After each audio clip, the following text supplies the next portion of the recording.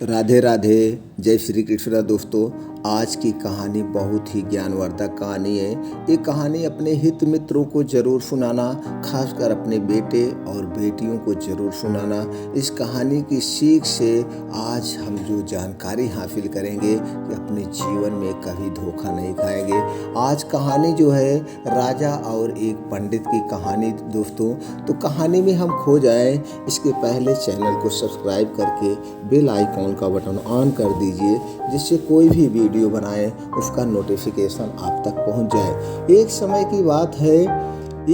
की बात है गौतूर नाम के एक गांव में एक पंडित जी रहा करते थे। उन्होंने एक साहूकार के पास से 500 रुपये यह सोचकर जमा किए कि जब उनकी बेटी की शादी होगी तो ये पैसे उनके काम आएंगे। देखते ही देखते समय निकलता गया और बेटी शादी योग्य हो गई। पंडित जी ने अपनी बेटी के लिए योग्य वर देखना शुरू कर दिया। उन्हें अपनी पुत्री के लिए एक लड़का पसंद भी आया। जिसके बाद पंडित जी ने साहूकार के पास अपने पैसे लेने गए। साहूकार ने उन्हें पैसे देने से इनकार करते हुए कहा, मेरे पास आपने कोई पैसे जमा ही नहीं कराए हैं। आपके पास क्या सबूत है कि आपने मेरे पास पैसे रखे थे? क्या आपके पास उसका कोई लिखित प्रमाण है? क्या आपने हमसे लिखित प्रमाण लिया था? आप हमें वो लिखित प्रमाण दिखाइए, तब आपके पैसे मिलेंगे। साहूकार की ये बातें सुनकर पंडित जी परेशान हो जाते हैं और वह समझ जाते हैं कि साहूकार ने उसके पैसे हड़प लिए हैं। अब वह उसके पैसे नहीं देगा। एक दिन पंडित जी मंदिर से घर लौट रहे थे, तभी उनके दिमाग में एक विचार आया कि उन्हें उस साहूकार की शिकायत राजा से करनी चाहिए। हो सकता है राजा इस परेशानी का कोई हल निकाल दे। पंडित जी बिना देरी किए राजा से मिलने के लिए पहुंच गए। वहां जाकर उन्होंने अपनी परेशानी राजा के सामने रखी। पंडित जी ने बात सुनकर राजा से कहा कि कल नगर के लिए हमारी सवारी निकलेगी। तुम उस समय उस साहूकार की दुकान के सामने जाकर खड़े हो जाना। राजा की बात सुनकर पंडित जी अपना झोला उठाकर घर से निकल गए। अगले दिन राजा की सवारी निकली और नगरवासियों ने उन्हें फूलों की माला पहनाई व आरती उतारी। पंडित जी राजा के कहे अनुसार उस दुकान के सामने खड़े हो गए। राजा की सवारी साहूकार की दुकान के सामने आई तो राजा ने पंडित जी को देखकर प्रणाम किया और उनसे कहा कि आप यहाँ क्या कर रहे हैं? आप हमारे गुरु हैं, आप हमारे साथ बग्घी में चलिए।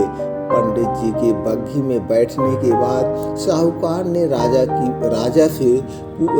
पूजा की और उन्हें फूलों की माला पहनाई। उसके बाद राजा की बग्घी आगे बढ़ गई। पंडित जी को कुछ दूर आगे जाने के बाद राजा बग्घी से उतार दिया और बोला कि मैंने अपना काम कर दिया है, अब आगे देखो क्या होता है। पंडित जी और राजा के संबंध को देखकर साहूकार सोच में पड़ गया और उसे घबराहट होने लगी कि कहीं पंडित जी उसकी शिकायत राजा से ना कर दे। वह घर जाकर रात भर सो नहीं पाया। वो सोचता रहा कि अब हम क्या करें। सुबह दुकान पर जाकर सबसे पहले साहूकार ने अपने मुनीम को पंडित जी को सह सम्मान दुकान में लाने के लिए कहा। मुनीम पंडित जी को ढूंढने निकल गया। कुछ देर बाद पंडित जी उसे नगर में एक पेड़ की छांव में आराम करते हुए नजर आए। मुनीम ने पंडित जी से कहा कि साहूकार ने उनको दुकान में लेकर आने के लिए भेजा है। मुनीम पंडित जी को सम्मान के साथ दुकान लेकर आता है। साहूकार पंडित जी को आदर सम्मान के साथ बिठाते हुए कहता है, मैंने पुराने खाते की अच्छी तरह से जांच की और उसमें आपने मुझे 500 रुपये दिए थे। इसकी जानकारी मिली है। यह पैसा पीछे 10 सालों से मेरे पास जमा है, जिस वजह से इसका ब्याज मिलाकर यह 12,500 रुपये हो गए हैं। फिर साहूकार उन्हें 13,500 रुपये देता हुआ कहता है कि आपकी बेटी मेरी भी बेटी की तरह है, तो ये 1,000 रुपये मेरी तरफ से उसकी शादी के लिए है। साहूकार ने पंडित जी को 13,500 रुपये देकर बड़े ही प्रेम के साथ विदा किया। इस तरह पंडित जी को उनके अपने पैसों के साथ ही उसका ब्याज और शादी के लिए साहूकार की तरफ से 1,000 रुपये अतिरिक्त मिल गए। दोस्तों, इस कहानी से हमें क्या सीख मिलती है?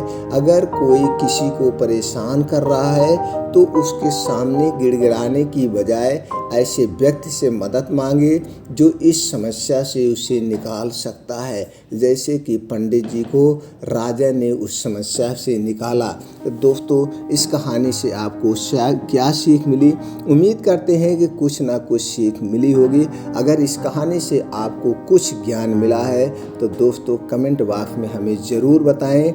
आपका एक कमेंट हमारे लिए अमूल्य है, हमारे लिए आपका एक कमेंट बहुत अमूल्य है और का एक सब्सक्राइब हमारे लिए बहुत अमूल्य है। हम उसके शब्दों में तुलना नहीं कर सकते हैं। दोस्तों, फिर मिलते हैं ऐसे और एक ज्ञानवर्धक कहानी के साथ अगले वीडियो में। तब तक के लिए राधे राधे, जय श्री कृष्ण।